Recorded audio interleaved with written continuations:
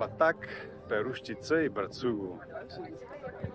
1876 година.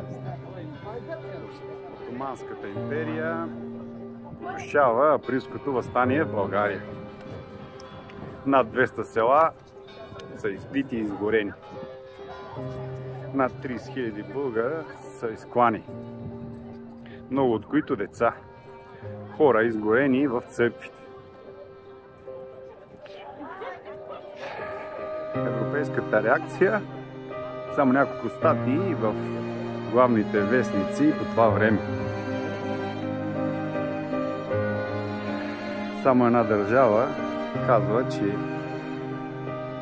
това не е справедливо. Александър II, император на Русия, обявява война на Турция по това време и нахлува в българските земи, за да освободи българския народ една година по-късно.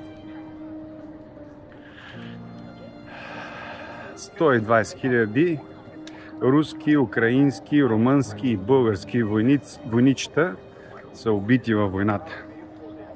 На Шипка, на окупацията на Плевен, само на окупацията на Плевен над 40 000 руснака са умрели.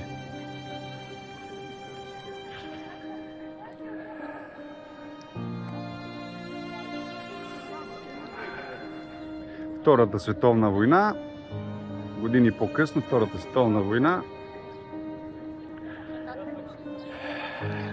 българският цар, русофил, цар Борис II, и го отравят. И България се обявява срещу Русия. Обявява се на страната на Хитлер.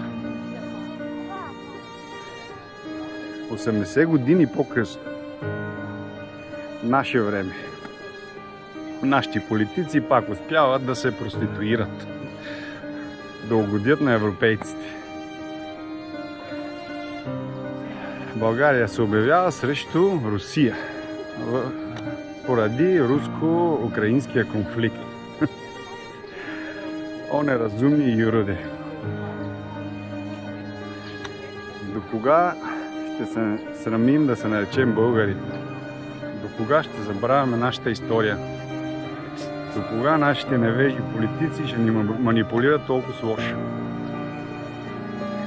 До кога всичко ще е толкова относително?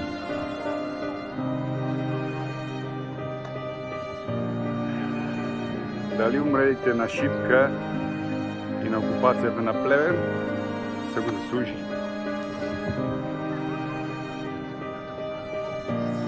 Кога ще забравяме нашата история? Не знам.